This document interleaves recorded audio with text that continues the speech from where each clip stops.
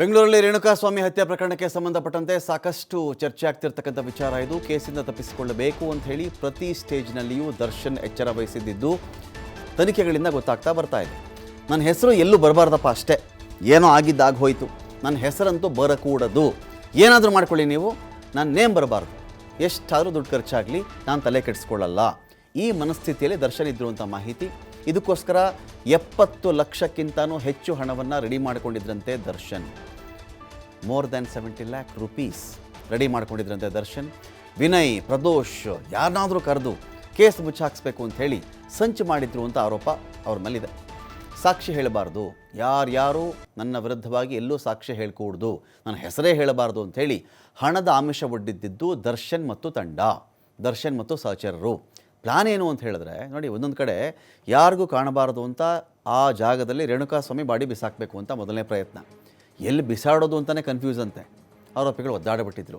ಕೊನೆಗೆ ಸೋಮನಹಳ್ಳಿ ಬ್ರಿಡ್ಜ್ ಬಳಿಯಲ್ಲಿ body ಬಿಸಾಕ್ಬಿಟ್ಟು escape ಆಗಿದ್ದರು ಆರೋಪಿಗಳು. ಪಟ್ಟಣಗೆರೆ ಶೆಡ್ನಲ್ಲಿದ್ದಂಥ ಸಿಬ್ಬಂದಿಗೆ ಸಾಕ್ಷಿ ಹೇಳಿಕೂಡುದು ಅಂತ ಅವ್ರಿಗೂ ಆಮಿಷ ಹೋಗಿದೆ. ಗಣ್ಯ ವ್ಯಕ್ತಿಗಳ ಸಂಪರ್ಕ ಇದೆ, ಸರ್ಕಾರಕ್ಕೆ ಒತ್ತಡ ಹಾಕ್ಸಿದ್ರಾಯಿತು ಅಂತ ಇವರ ಪ್ಲಾನ್. ಆದರೆ ಮರ್ಡರ್ ಕೇಸ್ ಹಿನ್ನೆಲೆ ತಂಡ ಹೊಡೆದು ಹೋಗಿಬಿಟ್ಟಿದ್ರು ಗಣ್ಯ ವ್ಯಕ್ತಿಗಳು. ಇಡಿಸ್ಕೊಳ್ಳಿಕ್ಕೆ ಸಂತೋಷ್ ಪಟೇಲ್ ದರ್ಶನ್ಗೆ ಬಹುಶಃ ಯಾವ ಪ್ಲಾನ್ ಮಾಡಿದರೂ ಕೂಡ ಪ್ರತಿ ಪ್ಲಾನು ಉಲ್ಟಾ ಆಗ್ತಾ ಇದೆ. ಈ ಒಂದು ಕೇಸ್ ನೋಡ್ತಾ ಬಂದರೆ ಕಡೆಗೆ ಅದೇನೋ ಪ್ರದೋಷ್ಗೆ ಕೊಟ್ಟಿದ್ದಂಥ 30 ಲಕ್ಷ, ಅದಾದರೂ ಇಲ್ಲ ಪ್ರದೋಷತೆ ಹಣ ಅಂತ ಬೇಕಾದರೆ ಕ್ಲೈಮ್ ಮಾಡಬಹುದೇನೋ ನಾಳೆ ದಿನ. ಆದರೆ ಮನೆಯಲ್ಲೇ ಸೀಸ್ ಮಾಡ್ಕೊಂಡು ಬಂದಿದ್ದಿತ್ತಲ್ಲ 37,40,000 ಮತ್ತು ಒಂದು 3 ಲಕ್ಷ, ಇದಕ್ಕೆ ಉತ್ತರ ಕೊಡೋದು ಕೂಡ ಕಷ್ಟ.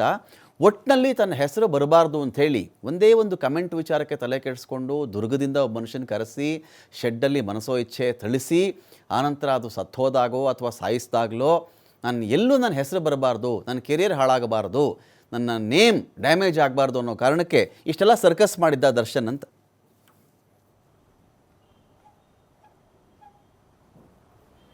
ಖಂಡಿತವಾಗಿ ರಮಕಾಂತ್, ಏನಂತ ಹೇಳಿದ್ರೆ ಈಗಾಗಲೇ ಸಮಾಜದಲ್ಲಿ ಸಾರ್ವಜನಿಕವಾಗಿ ಅವ್ರದ್ದು ಆದ ಒಂದು ಗೌರವವನ್ನು ಇಟ್ಕೊಂಡಿರುವಂಥದ್ದು, ಸಿನಿಮಾದಲ್ಲೂ ಕೂಡ ದೊಡ್ಡ ಸ್ಟಾರ್ ಆಗಿ ಗುರುತಿಸ್ಕೊಂಡಿರುವಂಥದ್ದು. ಕೇವಲ ಸ್ಯಾಂಡಲ್ವುಡ್ ಅಷ್ಟೇ ಅಲ್ಲ, ಬೇರೆ ಬೇರೆ ಭಾರತಾದ್ಯಂತ ಇವ್ರದ್ದಾದ ಅಭಿಮಾನಿಗಳನ್ನು ಕೂಡ ಇವರು ಹೊಂದಿರುವಂಥದ್ದು. ಅಂದರೆ ಒಂದು ವೇಳೆ ಕೊಲೆ ಪ್ರಕರಣ ಅಂತ ಆದರೆ ಅದರಲ್ಲಿ ಏನೆಲ್ಲ ಆಗ್ಬೋದು ಅನ್ನೋದ್ರ ಬಗ್ಗೆ ಅವ್ರಿಗೂ ಕೂಡ ಅಂದರೆ ಘಟನೆಯ ನಂತರ ಒಂದಿಷ್ಟು ಪರಿಜ್ಞಾನ ಬಂದಂಗೆ ಕಾಣ್ತಾ ಇದೆ. ಅದಕ್ಕಾಗಿ ಹೇಗಾದರೂ ಸರಿ ಈ ಕೊಲೆ ಪ್ರಕರಣದಿಂದ ನಾನು ತಪ್ಪಿಸ್ಕೊಳ್ಬೇಕು ಅನ್ನೋದಕ್ಕೆ ಎಲ್ಲ ರೀತಿಯ ಪ್ರಯತ್ನಗಳನ್ನು ಮಾಡಲಾಗಿದೆ. ನಾವು ಸಾಮಾನ್ಯವಾಗಿ ಗಮನಿಸ್ತೀವಿ, ಯಾವುದೇ ಇಂತಹ ಪ್ರಕರಣಗಳು ನಡೆದಾಗ ಅಪರಾಧ ಪ್ರಕರಣಗಳಲ್ಲಿ ಭಾಗಿಯಾಗುವಂತಹ ಪ್ರಭಾವಿಗಳೇನಿರ್ತಾರೆ, ಯಾಕೆಂತ ಹೇಳಿದ್ರೆ ದರ್ಶನ್ ಕೂಡ ಸಾಕಷ್ಟು ಪ್ರಭಾವನೆ ತನ್ನದಾದ ಅಭಿಮಾನ ಬಳಗವನ್ನು ಹೊಂದಿರುವಂಥದ್ದು. ಅದಷ್ಟೇ ಅಲ್ಲದೆ ರಾಜಕೀಯವಾಗಿ ಕೂಡ ಬೇರೆ ಬೇರೆ ಅವ್ರ ಜೊತೆ ಒಳ್ಳೆಯ ನಂಟನ್ನು ಹೊಂದಿರುವಂಥದ್ದು. ರಾಜಕಾರಣಿಗಳ ಜೊತೆ, ಮಿನಿಸ್ಟರ್ಗಳ ಜೊತೆ, MLAಗಳ ಜೊತೆ ಕೂಡ ತನ್ನದೇ ಆದ ಸಂಪರ್ಕವನ್ನು ಇಟ್ಕೊಂಡಿರುವಂಥದ್ದು.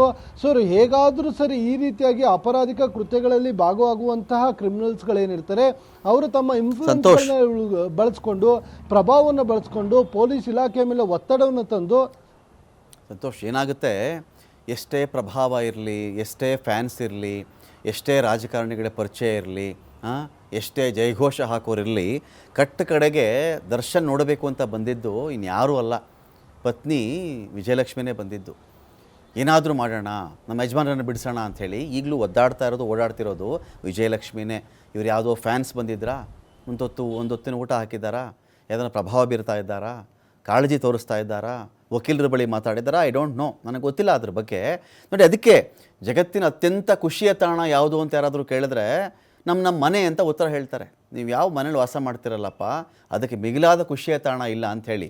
ಅದು ಚೆನ್ನಾಗಿ ಇಟ್ಕೊಂಡ್ರೆ ಸಮಸ್ಯೆ ಇಲ್ಲ, ಅದು ಚೆನ್ನಾಗಿ ಇಟ್ಕೊಳ್ದೇ ಇದ್ದರೆ ಏನೇನು ಆಗುತ್ತೆ, ಹೊರಗಡೆ ಬೆಳವಣಿಗೆಗಳು ಏನೇನಾಗುತ್ತೆ, ನೆಮ್ಮದಿ ಇಲ್ಲದಿದ್ರೆ ಏನೇನಾಗುತ್ತೆ, ಅಹಂ ತೋರಿಸಿದ್ರೆ ಏನೇನಾಗುತ್ತೆ ಅನ್ನೋದಕ್ಕೆ ಈ ಕೇಸ್ ಉದಾಹರಣೆ ಅಲ್ವಾ ಅಂತ.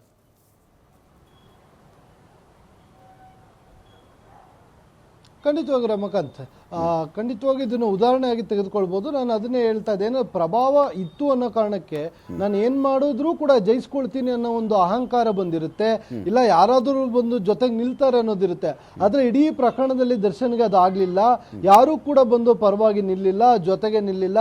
ಎಲ್ಲೋ ಒಂದಿಷ್ಟು ಜನ ರಸ್ತೆಯಲ್ಲಿ ನಿಂತ್ಕೊಂಡು ದರ್ಶನ್ ಹೋಗುವಾಗ ಬರುವಾಗ ಡಿ ಬಾಸ್ ಅಂತ ಹೇಳಿ ಅವರ ಪರವಾಗಿ ಒಂದಿಷ್ಟು ಮಾತುಗಳನ್ನ ಆಡಿರ್ಬೋದು. ಬಿಟ್ಟರೆ ಅದನ್ನು ಹೊರತುಪಡಿಸಿ ದರ್ಶನ್ನ ಜೊತೆಯಲ್ಲಿ ಆಪ್ತರು ಅನ್ಕೊಂಡವರು, ಅವ್ರ ಜೊತೆ ಬಿಸ್ನೆಸ್ ಪಾರ್ಟ್ನರ್ಸ್ಗಳಿರ್ಬೋದು, ಇಲ್ಲ ಬೇರೆ ಯಾವುದೇ ವಿಚಾರ ಬಗ್ಗೆ ಅವ್ರ ಜೊತೆ ಆಪ್ತ ಸಂಬಂಧವನ್ನ ಹೊಂದಿದ್ದಂಥವ್ರು, ರಾಜಕಾರಣಿಗಳು, ಕೆಲವರು ಪ್ರಚಾರಕ್ಕೆ ಕರ್ಕೊಂಡು ಹೋದವರು, ಈಗ ಹಲವು ಜನರ ಸಂಪರ್ಕಿತ ಅವ್ರು ಯಾರು ಕೂಡ ಇದರಲ್ಲಿ ಬಂದಿಲ್ಲ ಅನ್ನೋದು ಇಲ್ಲಿ ದರ್ಶನ್ಗೆ ಅರ್ಥ ಆಗಿದೆ. ಹೀಗಾಗಿ ಪೊಲೀಸರು ಕೂಡ ಯಾರದೇ ಒತ್ತಡಗಳು ಇದ್ರೂ ಕೂಡ ಕಾನೂನಿನ ಅಡಿಯಲ್ಲಿ ಎಂಥ ಪ್ರಭಾವಿನೇ ಆಗಿದ್ರು ಕೂಡ ಅವನು ಒಬ್ಬ ಸಾಮಾನ್ಯ ಅಪರಾಧಿಯೇ, ಅಪರಾಧ ಪ್ರಕರಣದಲ್ಲಿ ಭಾಗಿಯಾಗಿರುವಂಥ ಆರೋಪಿತನೇ. ಅಂದ್ರೆ ಆರೋಪ ಸಾಬೀತಾಗೋವರೆಗೂ ಕೂಡ ಆತ ಆರೋಪಿತ ಆಗಿರ್ತಾನೆ. ಒಂದು ವೇಳೆ ಸಾಬೀತಾದ್ರೆ ಆತ ಅಪರಾಧಿ ಆಗ್ತಾನೆ. ಸೊ ಎಲ್ಲರೂ ಕೂಡ ಕಾನೂನಿನ ಅಡಿಯಲ್ಲಿ ಒಂದೇ ಅನ್ನೋದನ್ನ ಮುಂದೆ ಇಟ್ಕೊಂಡು ಪೊಲೀಸರು ದರ್ಶನ್ ಅಂಡ್ ಇಡೀ ಗ್ಯಾಂಗ್ ಅನ್ನ ಹೆಡೆಮುರಿ ಕಟ್ಟುವ ಕೆಲಸವನ್ನ ಮಾಡಿರುವಂತದ್ದು. Ramakant, thank you Santosh.